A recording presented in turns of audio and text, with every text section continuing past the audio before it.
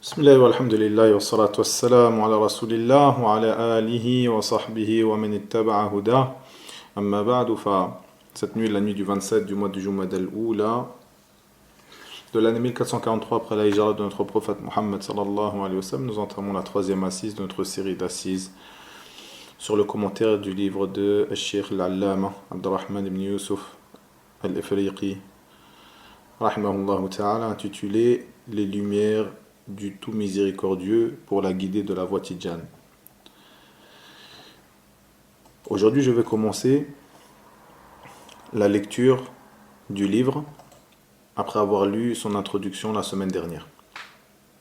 Son introduction qui était en réalité l'éclaircissement du cheikh rahimahullah de la cause de l'écriture de cet épître. Ici, il dit rahimahullah azza wa jal. Bismillahir Rahmanir Rahim, nahmaduhu wa nusalli ala rasulihil karim, sallallahu alayhi wa sallam. Louange à celui qui a envoyé son messager avec la guidée et la religion de vérité, pour la placer au-dessus de toute autre religion, en dépit de l'aversion des associateurs. J'atteste qu'il n'est de divinité en droit d'être adoré en dehors d'Allah, subhanahu wa ta'ala, seul et sans associé. À lui appartient la royauté et la louange, et il est capable de toutes choses. Celui qui a dit dans son livre puissant, dans le sens de ses paroles, tabaraka wa ta'ala, et quiconque obéit à Allah et à son messager et craint Allah et le redoute, alors voilà ceux qui récoltent le succès. Et j'atteste que notre maître Muhammad sallallahu alayhi wa sallam est son serviteur et messager, celui sur qui il fit descendre la parole d'Allah tabaraka wa ta'ala, dans le sens où vous qui avez cru, obéissez à Allah, obéissez au messager et ne rendez pas vaines vos œuvres. Ya ayyuhalladhina amanu, ati'u Allah wa ati'u rasul, wa la tubtilu a'malakum. C'est-à-dire par votre contradiction de la sunna, c'est-à-dire ne rendez pas vaines vos œuvres, par votre contradiction de la sunna de son prophète sallallahu alayhi wa sallam qu'il vous a tracé, et par votre perpétration du blâmable et des innovations. Que les prières d'Allah soient sur le prophète sallallahu alayhi wa sallam ainsi que sur l'ensemble de ses proches et de ses compagnons jusqu'au jour de la rétribution. Amma ba'd, ceci dit, ô mon honorable frère, votre courrier m'est certes parvenu, et je l'ai lu et compris ce qu'il contenait. Je vous écris donc sa réponse, si Allah le Très-Haut le veut, et c'est de lui qu'on recherche l'aide. Jusqu'ici, Cheikh rahimahullah introduit le livre, l'épître, que nous allons lire ensemble et que nous allons commenter ici dans cette série de cours. Et il termine son introduction en disant que le courrier qui lui était adressé lui est bien parvenu, et que ici se trouve sa réponse dans cette épître courte et concise dans laquelle il va expliquer, comme vous allez le voir, la déviance de la secte des Tidjanes, de la voie Tidjane, dans 10 parmi les croyances et les pratiques de cette voie, ou à travers 10 croyances et pratiques de cette voie, la voie des Tidjanes. Avant cela, Al-Cheikh rahimahullah va poser les fondations de sa réfutation. Ceci est l'habitude des gens de science. Lorsqu'ils écrivent une réfutation, ils commencent cette réfutation en posant les fondations de celle-ci, et ces fondations sont les bases vers lesquelles nous revenons dans notre religion. C'est-à-dire qu'avant de réfuter les égarements de telle personne ou de telle voie ou de tel groupe, ils expliquent et éclaircissent dans leur réfutation la vérité. Al-Haqq al-Mubin, la vérité éclatante, la religion de vérité, la sunna de notre prophète Muhammad sallallahu alayhi wa sallam. Et c'est ce que Cheikh va faire ici et ce que nous allons lire aujourd'hui. C'est-à-dire le début de ces fondations qu'il posa dans la réfutation de cette voie Tidjane. Il commença en disant, rahimahullah, les bases de l'islam. Ceci est un titre qu'a donné Cheikh rahimahullah à ce premier chapitre. Il dit, les bases de l'islam.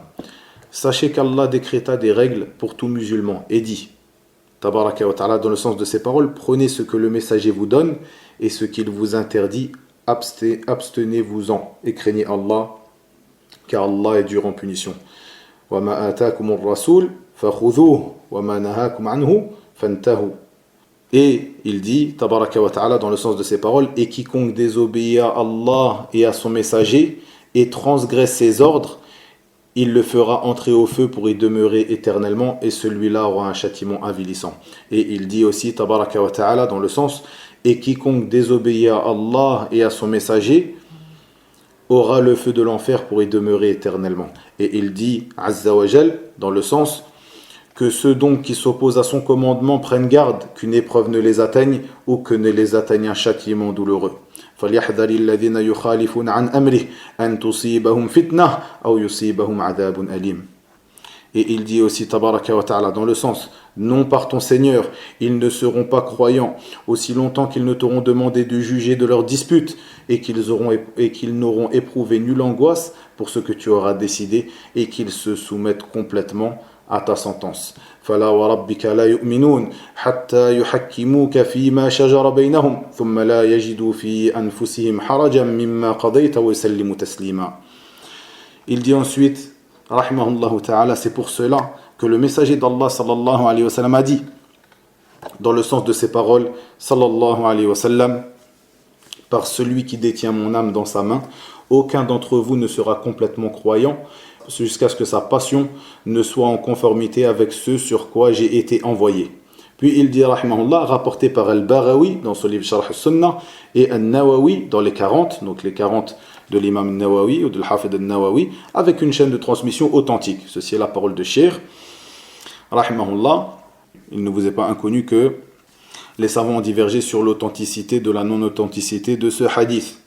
Mais de manière générale, nous trouvons que les savants qui ont jugé de la faiblesse de ce hadith ont évoqué que le sens évoqué dans ce hadith ou dans cette parole qui était rapportée du prophète sallallahu alayhi wa sallam était un sens qui était bon et acceptable. Et comme je l'ai dit, il y a une divergence sur l'authenticité de la non-authenticité de ce hadith évoqué. Le shir continuait en disant « Le véritable musulman ». Ceci est un deuxième titre qu'il donna dans son introduction. Cette introduction, comme je l'ai dit, où le shir, rahimahullah, s'attelle à poser les bases, les fondements de sa réfutation en éclaircissant les fondements de la religion. Et comme vous allez le voir, Al-Shir va nous exposer dans les cours prochains, dans les assises prochaines, nous lirons l'exposé du Shir de la Sunnah, de même que son exposé de la Bid'ah, l'innovation. Il évoquera ce qui a été dit à propos de l'innovation et il éclaircira de la meilleure des manières, rahimahullahu ta'ala, l'obligation à tout musulman de suivre la sunnah du prophète Mohammed sallallahu alayhi wa sallam. Et comme je l'ai dit précédemment, ceci est la voie des savants de la sunnah dans leur réfutation, dans leur rudoud, dans leur réfutation aux gens, comme aux voies, comme aux sectes de l'égarement. Et nous trouvons que ces livres de rudoud, de réfutation, sont, non pas comme le prétendent certains, parmi les gens qui ont ce qu'on appelle at-tamyi', c'est-à-dire qu'ils ont une voie, un manhaj qui est faible et léger, mais plutôt comme le disent les gens de la sunnah. Ces livres de rudoud, de réfutation, sont bien des livres qui ont une importance capitale dans la bibliothèque du musulman. Et ce ne sont pas des livres qui sont à mettre de côté et vers lesquels on reviendra dans telle ou telle occasion. Mais plutôt ce sont des livres qui ont une place très importante dans la bibliothèque du musulman et qui convient aux musulmans de prendre soin de les lire et de les comprendre. Car dans ces livres, nous trouvons la défense de la sunnah du prophète Mohammed sallallahu alayhi wa sallam. Sa défense par l'éclaircissement de cette dernière, ce qu'elle est réellement et ce que implique le suivi de la sunna du prophète sallallahu alayhi wa sallam, de même que l'éclaircissement des innovations, des fondements de l'innovation et des innovations au cas par cas, de même que les gens de l'innovation, de même que les voies de l'innovation. C'est pour cela que ces livres sont des livres qui ont une place capitale dans la bibliothèque du musulman.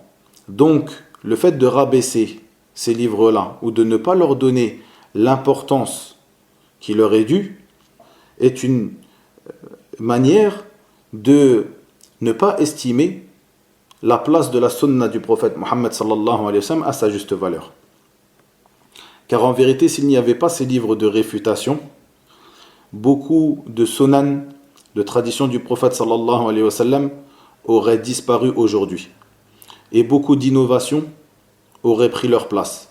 Mais Allah, tabaraka wa ta'ala, qui s'est engagé, Allah, tabaraka wa ta'ala, qui s'est engagé à préserver sa religion, comme il le dit dans son livre, Azza wa Jal, a donné ou a envoyé à sa communauté ou a fait de sa communauté des savants qui font revivre les traditions du prophète sallallahu alayhi wa sallam, les défendent et les éclaircissent aux gens après qu'elles aient été obscurcies par les ténèbres des innovations et des gens de l'innovation.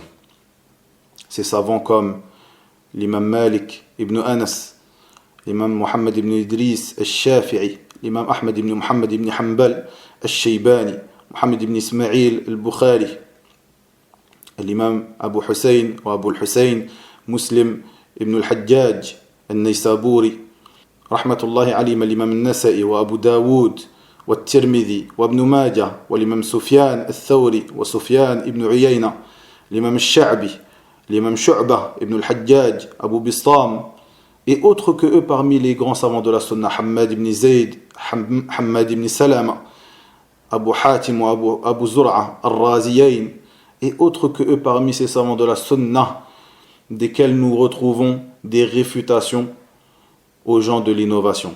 Ceci nous montre l'importance de ces réfutations. Prenons par exemple le deuxième livre, d'après l'unanimité des musulmans, le deuxième livre le plus authentique après le livre d'Allah, donc tabaraka wa ta'ala, le Coran. Le livre le plus authentique est le Sahih de l'imam al-Bukhari, Muhammad ibn Ismail ibn Ibrahim ibn al-Mughira ibn Bardizbah al-Bukhari al-Ju'fi rahmatullahi alayh, qui est mort en 256 après la hijra du prophète Mohammed sallallahu alayhi wa sallam. Dans son livre, l'authentique, le recueil authentique, le Sahih de l'imam al-Bukhari, nous trouvons que ce dernier a terminé son livre par 2 chapitres très importants. Et le fait qu'il termina ce livre par ces 2 chapitres nous montre leur importance capitale. Il termina par le livre de Al-I'tisam, le cramponnement à la sunna, puis le dernier livre, celui qui le suit, Kitab al-Tawhid, le livre de l'unicité, dans lequel il réfute les gens de l'innovation, ceux qui ont dévié concernant les noms et attributs d'Allah tabaraka wa ta'ala, parmi al-Jahmiya et autres qui étaient à l'époque de l'imam al-Bukhari. Nous voyons que lui-même, l'imam al-Bukhari, Amir al-Mu'minin fil hadith, Muhammad ibn Ismail, Abu Abdillah, rahimahullah ta'ala, a un livre qui s'appelle Khalq Af'al al-Ibad. Et dans ce livre, nous voyons des réfutations évidentes à la secte de l'Jahmiya et ceux qui ont emprunté leur voie. De même que nombre de grands savants de l'islam comme l'imam Ahmed al-Radd al-Jahmiyyati wa zanadiqa, de même que l'imam Uthman ibn Sa'id al-Darimi qui a fait cette réfutation à Bishr al-Mirrisi al-Anid, de même que autres parmi les grands savants de la sunna, ce qui nous montre l'importance des livres de rudoud, des livres de réfutation, ces livres où les savants ne se contentent pas de rapporter les égarements de ces personnes, de ces voies ou de ces sectes, mais plutôt ils s'attellent à éclaircir la sunna du prophète Mohammed sallallahu alayhi wa sallam, à poser ses fondations. Et pourquoi les savants de la sunna se sont attelés à cela depuis des siècles et des siècles? Car comme vous le savez, Hafidakumullah, les deux conditions pour qu'une œuvre soit acceptée sont al-ikhlas ou al-mutaba'a. La sincérité dans l'adoration, c'est-à-dire qu'une œuvre ne soit œuvrée que pour Allah, tabaraka wa ta'ala, wahdahu la sharika la seul, et sans associer dans cela. Et la deuxième condition est que cette œuvre soit œuvrée en concordance avec la sunnah du prophète Muhammad sallallahu alayhi wa sallam. Et lorsque la bid'a, l'innovation, venait contredire l'une de ces deux conditions fondamentales pour que les œuvres soient acceptées auprès d'Allah tabaraka wa ta'ala, il était évident que les savants de l'islam comprirent l'importance qu'il y avait dans la réfutation de ces innovations et l'éclaircissement de ces dernières et la défense de la sunnah du prophète Muhammad sallallahu alayhi wa sallam. Ici donc, Al-Cheikh nous dit, le véritable musulman. Dans ce chapitre, Al-Cheikh va nous expliquer ce qu'est le véritable musulman, celui qui est soumis à Allah tabaraka wa ta'ala, qui suit la voie tracée par notre Seigneur tabaraka wa ta'ala lorsqu'il nous envoya le dernier des prophètes et messagers Muhammad sallallahu alayhi wa sallam, lui qui dit tabaraka wa ta'ala wa ma atakum ar-rasul fakhudhuhu wa ma nahakum anhu fantahu, dans le sens de ces paroles, prenez ce que le messager vous donne et ce qu'il vous interdit, abstenez-vous-en et craignez Allah, car Allah est dur en punition.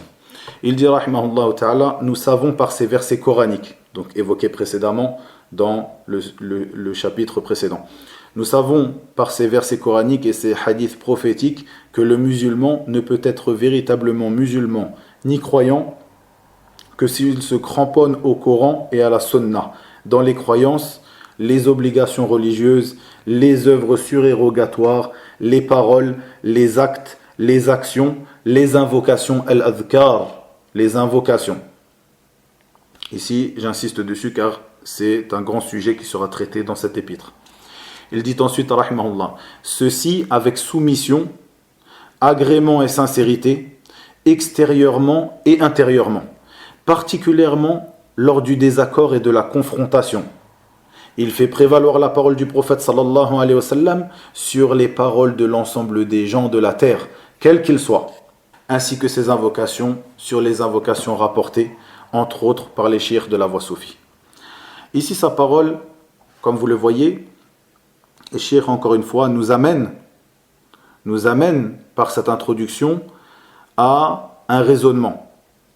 Ici, il nous explique quel est le véritable musulman, celui qui est entièrement soumis à Allah tabaraka wa ta'ala et qui se conforme à la sunna du prophète Muhammad sallallahu alayhi wa sallam dans toutes les facettes de sa religion, dans les croyances, les obligations, les œuvres surérogatoires, les paroles, les actes, les actions et les invocations. Il dit ensuite ceci avec soumission et agrément, puis il dit particulièrement lors du désaccord et de la confrontation. C'est-à-dire que lorsqu'il y a désaccord, que fait le musulman ? Il dit revenons au livre d'Allah et à la sunna du prophète Muhammad sallallahu alayhi wa sallam, car ceci évidemment est la balance avec laquelle nous pesons les œuvres et les personnes.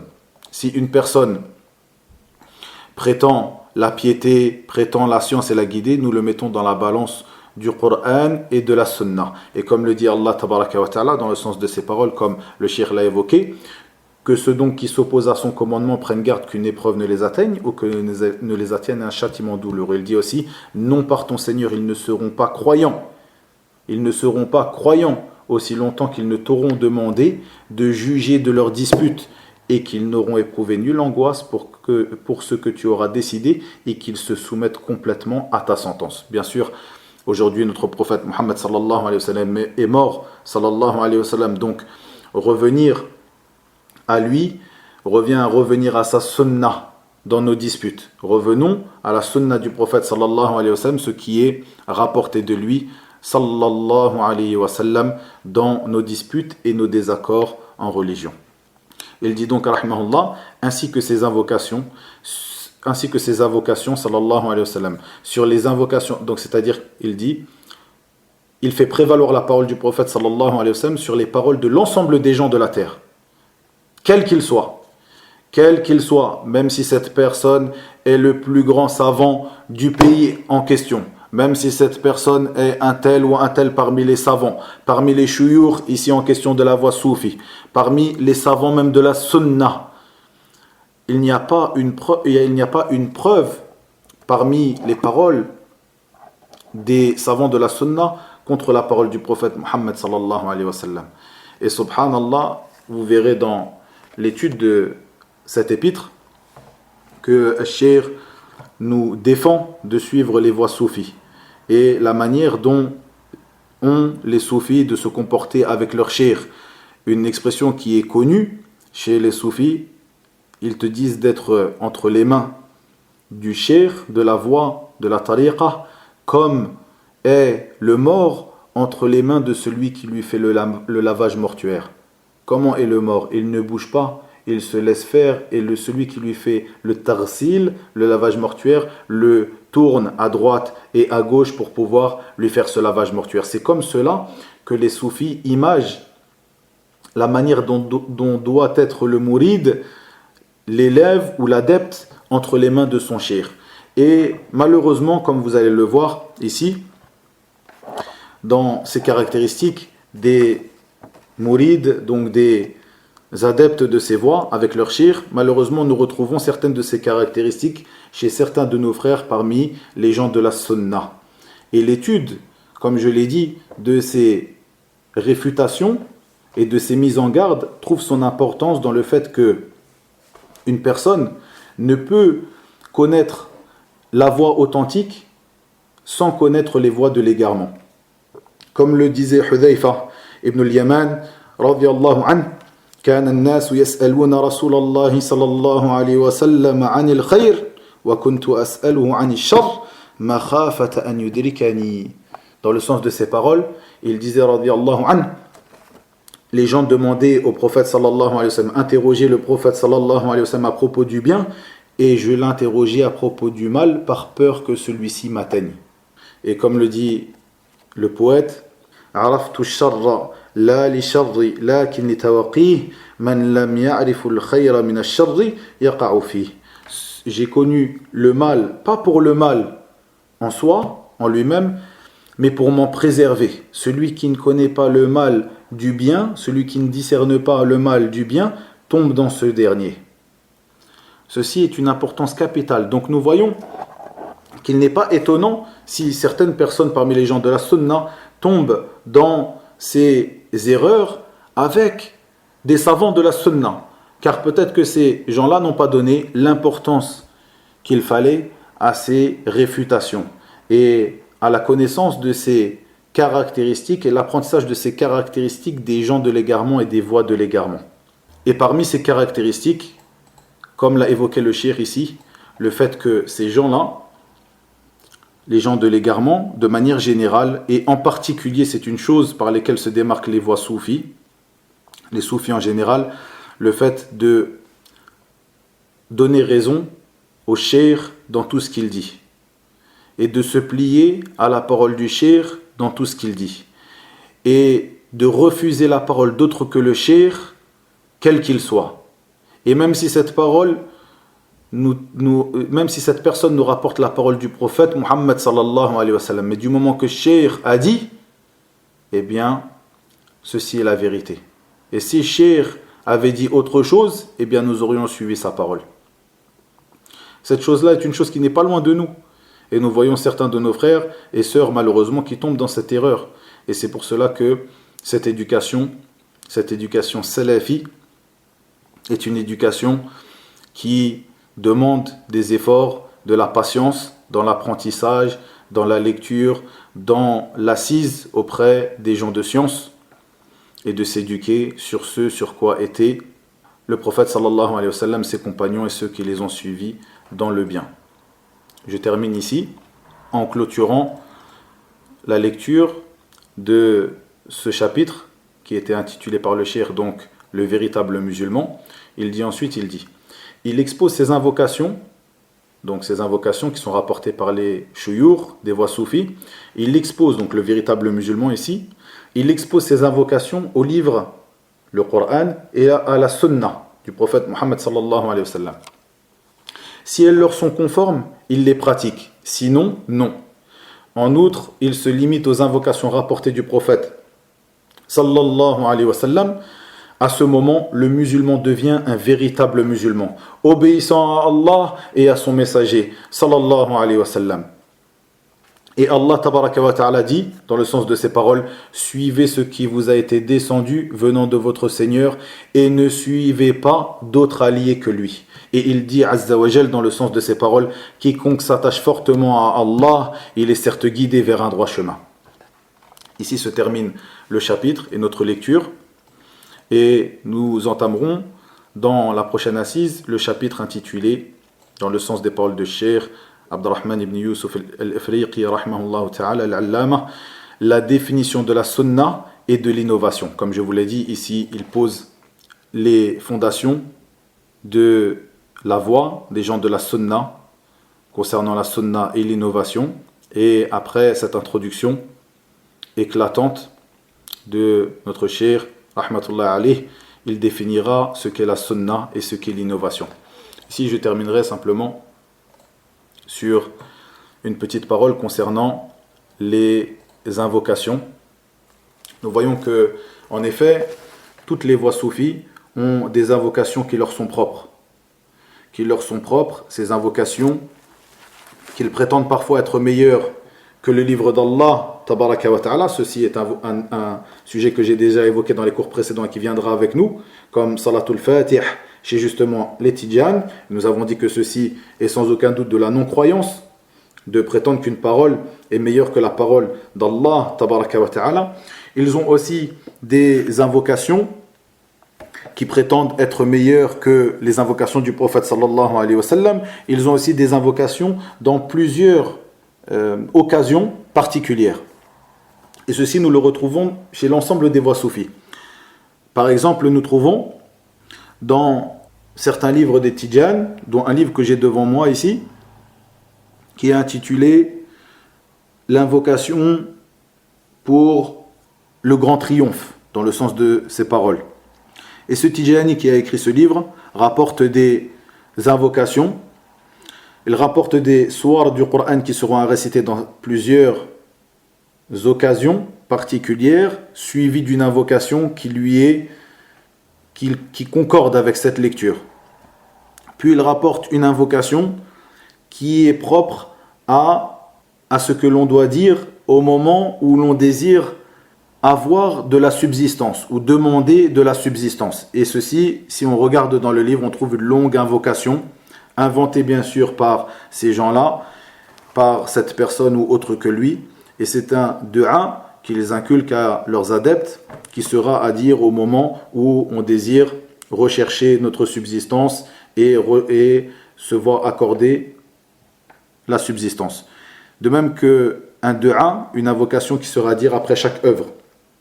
C'est comme cela qu'il l'a appelé.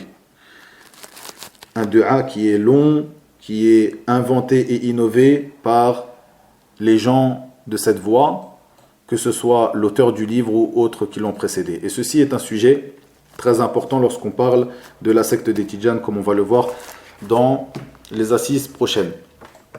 Et ici nous avons, dans une fatwa de Al-Lajnat al-Da'ima, donc du comité permanent de l'Ifta, في المملكة العربية السعودية حرسها الله, qui répond à une question concernant le wird de la secte Tidjane. La fatwa, je ne la lirai pas en entier, mais simplement une partie dans cette fatwa nous intéresse, où l'Ajna nous dit que la sunna a éclairci, donc dans le sens de leurs paroles, rahimahumullah, ils ont dit dans cette fatwa, la sunna a éclairci par la parole et les actes les sortes de adhkar, d'invocations, leur temps imparti et leur manière de les faire. Elle a éclairci, donc la sunna, les adhkar, les invocations du matin et du soir, les invocations à dire au moment des épreuves, au moment de dormir, au moment de se réveiller, au moment de voyager, au moment où l'on revient de voyage et autres que cela. Et dans la sunna, nous trouvons des paroles précises, des formules précises et une manière précise de pratiquer ces adhkar.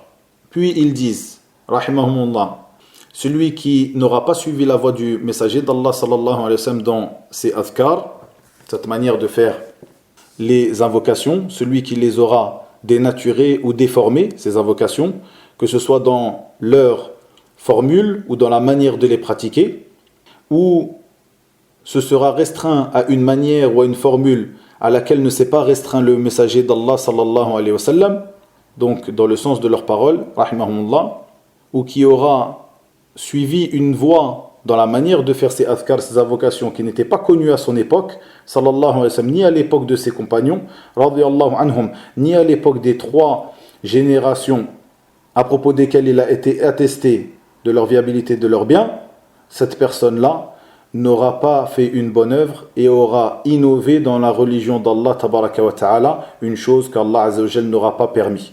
Et cette personne se verra interdire la récompense de ce qu'il aura fait. Ici, nous voyons que Al-Lajnatud Da'ima nous a donné une règle importante concernant les adhkar, les invocations. Ces adhkar qui sont à dire à des moments particuliers et d'une manière particulière nous ont été détaillés dans la sunna du prophète Muhammad sallallahu alayhi wa sallam. Il n'est pas permis donc de les dénaturer, de les changer ou de venir avec d'autres adhkar et de prétendre que ces derniers sont meilleurs que ceux-ci. Et dans certaines situations, il te sera permis d'invoquer selon ton bon vouloir, selon ce que tu voudras. Comme par exemple lorsque tu es en prosternation. Et à ce moment-là, comme l'a dit le prophète sallallahu alayhi wa sallam dans le sens de ses paroles, multiplier les invocations, car le moment où le serviteur est le plus proche de son Seigneur est le moment où il est prosterné. Dans le sens de ses paroles, sallallahu alayhi wa sallam, il nous dit donc de multiplier les invocations. N'importe quelles invocations à ce moment-là, après que tu aies dit les invocations qui sont légiférées lors de as-sujud, subhan rabbiyal a'la, après cela, tu es libre de demander ce que tu veux à Allah tabaraka wa ta'ala, l'invoquer, faire le dua que tu veux. Mais concernant les adhkar, les invocations, que ce soit des invocations du soir ou du matin, que ce soit les invocations du voyage, les invocations au retour du voyage et autres que cela parmi les invocations, tu te dois de t'en tenir à ce qui est rapporté dans la sunna du prophète sallallahu alayhi wa sallam. Ici, pour illustrer cela, je terminerai sur cette parole. Je me rappelle un hadith qui se trouve dans le sahih de l'imam al-Bukhari et le sahih de l'imam Muslim. Ce hadith est celui concernant l'invocation ou l'une des invocations à dire au moment de se coucher, où le prophète sallallahu alayhi wa sallam enseigna à ses compagnons et en particulier à Abu Darda, qui est le rapporteur de ce hadith, de dire au moment où il souhaite se coucher ce dua qui est connu, Allahumma aslamtu nafsi ilayk wa wajjahtu wajhi ilayk ila akhir dua, jusqu'à ce qu'ils disent sallallahu alayhi wa sallam amantu bi kitabika alladhi anzalt, donc j'ai cru en ce livre que tu as fait descendre, wa bi rasulika alladhi arsalt, et en ton messager que tu as envoyé. Puis il dit sallallahu alayhi wa sallam, si tu meurs à ce moment-là, tu mourras sur la saine nature. Donc après avoir dit cette invocation au moment de dormir, tu mourras sur la saine nature. Et Abu Darda radiyallahu anhu dans ce hadith dit au prophète sallallahu alayhi wa sallam, je vais les répéter. Donc je vais les répéter afin que tu me confirmes sallallahu alayhi wa sallam, afin que le prophète sallallahu alayhi wa sallam lui confirme qu'il les a bien apprises. Et ce dernier, donc Abu Darda, de dire wa bi nabiyyika alladhi arsalt à la place de wa bi rasulika alladhi arsalt, wa bi nabiyyika alladhi arsalt, c'est-à-dire au lieu de dire et j'ai cru en ton messager que tu as envoyé, il a dit j'ai cru en ton prophète que tu as envoyé. Et le prophète sallallahu alayhi wa sallam de le reprendre et de lui dire non. Il lui dit non, mais dit wa bi rasulika alladhi arsalt, comme il est venu dans le dua. Donc le prophète sallallahu alayhi wa sallam dans ce hadith a appelé Abu Darda à se conformer scrupuleusement à la formule qu'il a rapportée sallallahu alayhi wa sallam. Et le Cheikh Abdel Muhsin Al-Abbad hafidahullah ta'ala dans son explication de Sunan Abi Daoud nous dit que ces deux, c'est-à-dire le messager ou le prophète, ont le même sens, ou en tout cas un sens qui est proche. Il nous dit ils ont le même sens, mais la chose la meilleure qui a été dite dans le sens de ce hadith, donc le fait que le prophète sallallahu alayhi wa sallam lui a demandé de se conformer scrupuleusement à ce qui a été rapporté dans cette invocation, il nous dit, Cheikh Abdel Muhsin, ce qui a été dit par Al-Hafid ibn Hajar, où il dit que les adhkar, donc les invocations, est une chose, ou sont une chose qu'il convient de se cramponner à ce qui a été rapporté. Et qu'on ne doit pas changer une formule par une autre, une formulation par une autre, mais plutôt on doit conserver les formules qui ont été rapprochées et s'y cramponner. Et ne pas se détourner de cette formule vers une autre formule.